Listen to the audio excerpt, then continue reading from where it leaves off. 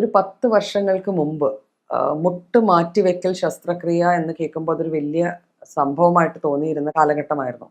എന്നാൽ ഇന്ന് സർവ്വസാധാരണമായി ഒരു സാധാരണ വീടുകളിൽ പോലും മുട്ട് മാറ്റിവെക്കൽ ശസ്ത്രക്രിയയ്ക്ക് വേണ്ടി പലരെയും മുന്നോട്ട് വരികയും അത് ചെയ്യുകയും അത് കഴിഞ്ഞുള്ള കാര്യങ്ങൾ അതേപോലെ നോർമലായിട്ട് പോവുകയും ചെയ്യുന്ന നമ്മൾ കാണുന്നുണ്ട്.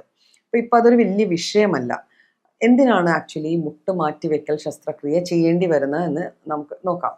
അപ്പോൾ അത് ഓസ്റ്റിയോ ആർത്രൈറ്റിസ് എന്നൊരു കണ്ടീഷൻ വന്നു കഴിഞ്ഞാലാണ് പൊതുവെ നമുക്ക് ആ ഒരു സ്റ്റേജിലേക്ക് നീങ്ങേണ്ട അവസ്ഥ വരുന്നത്. പൊതുവെ കാണപ്പെടുന്നത് വലിയ ജോയിൻസ് അല്ലെങ്കിൽ സന്ധികളിലാണ്. നമ്മുടെ മുട്ട്, ഷോൾഡർ, ഇടുപ്പ്, ഈ വക സന്ധികളിലാണ് യൂഷ്വലി നമുക്ക് ഓസ്റ്റിയോ ആർത്രൈറ്റിസ് എന്നുള്ള കണ്ടീഷൻ കാണപ്പെടുന്നത്.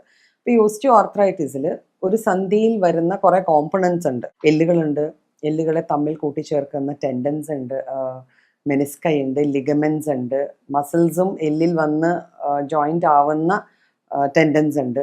അപ്പം ഇവയിൽ ഏതിലെങ്കിലും ഒക്കെ തേയ്മാനം മൂലം വന്നു ചേരാവുന്ന മാറ്റങ്ങളാണ് പലപ്പോഴും OAയിലേക്ക് ലീഡ് ചെയ്യുന്നത്.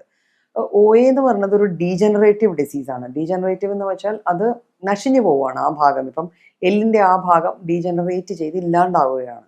ഈ ഡീജനറേഷനെ നമുക്ക് റിവേഴ്സ് ചെയ്യാൻ പറ്റില്ല. OA ബാധിച്ച ഒരാളുടെ മുട്ട് പഴയതുപോലെ ആക്കാൻ പറ്റുമോ എന്നൊരു ചോദ്യം വന്നാൽ ഇല്ല എന്നുള്ളതാണ് അതിന് ക്ലിയർ ആയിട്ടുള്ള ആൻസർ. പിന്നെ നമുക്ക് എന്താ ചെയ്യാൻ പറ്റുക?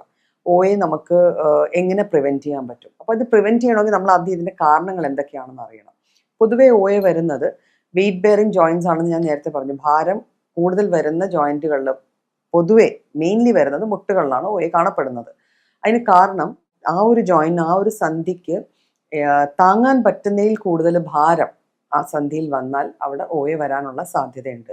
അപ്പോൾ OAക്കുള്ള ഒരു ക്ലിയർ കട്ട് കാരണം ഒബീസിറ്റി അല്ലെങ്കിൽ അമിതവണ്ണം ആകാം. ഒരു സന്ധിക്ക് ഉള്ള മൂവ്മെന്റ്സ്, അത് ഒരു സന്ധിക്ക് അല്ലെങ്കിൽ ഒരു ജോയിന്റിന് തേയ്മാനം വരണമെങ്കിൽ അതിൻ്റെ മൂവ്മെന്റ്സിൽ ആധിക്യം, നമ്മളിപ്പോൾ ചില പ്രത്യേകതരം ജോലികൾക്ക് പ്രത്യേകതരം ജോയിൻസിൻ്റെ യൂസ്, കുറേ അധികം നേരം നിൽക്കുക, അപ്പം മുട്ടിന് കുറേ അധികം സ്ട്രെസ്സ് വരും. അല്ലെങ്കിൽ സൈക്ലിംഗ് പോലത്തെ ജോലികൾ കുറേ ഏറെ ചെയ്യേണ്ടി വരിക, അപ്പോഴും മുട്ടിന് സ്ട്രെസ്സ് വരും. അപ്പം അങ്ങനെ വന്നു കഴിഞ്ഞാലും ഇപ്പോൾ റിപ്പിറ്റേറ്റീവായിട്ട് ഒരു ആക്ഷൻ നമ്മൾ റെഗുലറായിട്ട് ചെയ്യുവാണെങ്കിൽ അതുകൊണ്ടും തേയ്മാനം വന്നു ചേരാം. പിന്നെ ജനറ്റിക് ഫാക്ടേഴ്സിന് എന്നും എല്ലാ തരം അസുഖങ്ങൾക്കും ഒരു റോളുണ്ട്.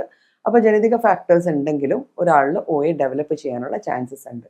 പിന്നെ ഡെഫിഷ്യൻസി കൊണ്ട്, അതായത് കാൽഷ്യം ആണല്ലോ നമ്മുടെ ബോൺസ് ഒക്കെ ഉണ്ടാക്കി വെച്ചിരിക്കുന്നത്. നമ്മൾ എല്ലുകളെല്ലാം നിർമ്മിക്കപ്പെട്ടിരിക്കുന്ന കാൽഷ്യം, ഫോസ്ഫറസ് എന്ന ഘടകങ്ങൾ കൊണ്ടാണ്. അപ്പോൾ ഇവയിൽ വരുന്ന എന്തെങ്കിലും അസുഖം മൂലമോ ഏതെങ്കിലും കഴിക്കുന്ന മരുന്നുകൾ കാരണമോ ഇതിൻ്റെ അളവിലോ അല്ലെങ്കിൽ അതിൻ്റെ തന്മാത്രയിലോ വരുന്ന കുറവുകൾ കൊണ്ടും നമുക്ക് OA അല്ലെങ്കിൽ ഈ പറഞ്ഞ പോലെ സന്ധിവാദം എന്ന് പറയപ്പെടുന്ന ആ ഒരു കാറ്റഗറിയിൽ വരുന്നൊരു അസുഖമാണ് OA വന്നു ചേരാം. അപ്പോൾ ഇത്തരത്തിലുള്ള കാരണങ്ങൾ വന്നു കഴിഞ്ഞാൽ ഒരു വ്യക്തിക്ക് OA വരാം. OAയുടെ ലക്ഷണങ്ങൾ ഭയങ്കര വേദന, കണ്ടിന്യൂസ് ആയിട്ടുള്ള വേദനയായിരിക്കാം. ചിലപ്പോൾ അതിൻ്റെ ചുറ്റും ഒരു റെഡ്നെസ്, ഇൻഫ്ലമേഷൻ്റെ സൈൻസ്, ഒരു ചുമപ്പ് കളർ കാണാം, തൊടുമ്പോൾ ഒരു ചൂട് തോന്നിയേക്കാം. ചിലരിൽ കൂടിയ കേസുകളിൽ, അതായത് ഈ വേദന കൂടി വരുമ്പോഴത്തേക്കും അവിടെ ഒരു നീർക്കോള്, സന്ധിക്ക് ചുറ്റും ഒരു നീര് കാണും, കളർ ചേഞ്ചസ് കാണും. നമ്മൾ പലപ്പോഴും ആസ്ഥിയുടെ മേലെ കൈവച്ച് നോക്കിക്കഴിഞ്ഞാൽ അതിൻ്റെ അകത്ത് എന്തോ ക്രാക്ക് ചെയ്യുന്ന പോലത്തെ ശബ്ദങ്ങളൊക്കെ കേൾക്കാം. അപ്പം ഇതൊക്കെയാണ് OAയുടെ ലക്ഷണങ്ങൾ. പലപ്പോഴും OA നമ്മൾ കൺഫേം ചെയ്യണം, എങ്ങനെയാണ് ഇതുണ്ട് എന്നുള്ള ഉറപ്പിക്കുന്നത് ഒരു എക്സ്റേയിലൂടെയാണ്. ഒരു എക്സ്റേ എടുത്തു കഴിഞ്ഞാൽ, സിമ്പിൾ ആയിട്ടുള്ള ഒരു എക്സ്റേ എടുത്തു കഴിഞ്ഞാൽ OA ഉള്ള ചേഞ്ചസ് ഉണ്ടോ, ആ ജോയിൻറ്റിനുണ്ടോ ഇല്ലയോ എന്ന് നമുക്ക് അറിയാൻ പറ്റും. ഇതറിഞ്ഞു കഴിഞ്ഞാൽ ഇതിൻ്റെ സ്റ്റേജിങ് അനുസരിച്ചാണ് പിന്നെ ചികിത്സ പ്ലാൻ ചെയ്യേണ്ടത്. ആദ്യഘട്ടങ്ങളിൽ തുടക്കം മാത്രമാണെങ്കിൽ നമുക്ക് പലപ്പോഴും മരുന്നുകളും സിമ്പിളായിട്ടുള്ള എക്സസൈസുകളും ഫുഡ് സപ്ലിമെൻറ്റ്സും അതിൻ്റെ കൂടെ സപ്ലിമെൻറ്റ് ചെയ്യാവുന്ന മരുന്നുകളും കൂടെ കഴിച്ചു കഴിഞ്ഞാൽ നമുക്ക് ഒരുവിധം നല്ല രീതിയിൽ ഇത് മുന്നോട്ട് പോവാതെ നമ്മളുടെ മൂവ്മെൻറ്റ്സ് എല്ലാം പ്രോപ്പറായിട്ട് തന്നെ കീപ്പ് ചെയ്ത് പോകാൻ പറ്റും. അല്ലാത്ത പക്ഷം ചെറിയ ട്രീറ്റ്മെൻറ്റ്സ്, അതായത് അസ്ഥിയിലേക്ക് ഡയറക്റ്റ്ലി മെഡിസിൻസ് യൂസ് ചെയ്യുന്ന ട്രീറ്റ്മെൻറ്റ്സ് വരെ നമുക്ക് തുടങ്ങിയിട്ട് ഫൈനലി ഒരു നിവർത്തിയും ഇല്ലെങ്കിൽ നമുക്ക് മുട്ട് റീപ്ലേസ്മെൻറ്റ് അല്ലെങ്കിൽ നീ റീപ്ലേസ്മെൻറ്റ് സർജറിയിലേക്ക് വരെ പോകാം. അപ്പോൾ ഇത്തരത്തിലൊക്കെയാണ് നമ്മൾ OA മെഡിക്കലി മാനേജ് ചെയ്യുക.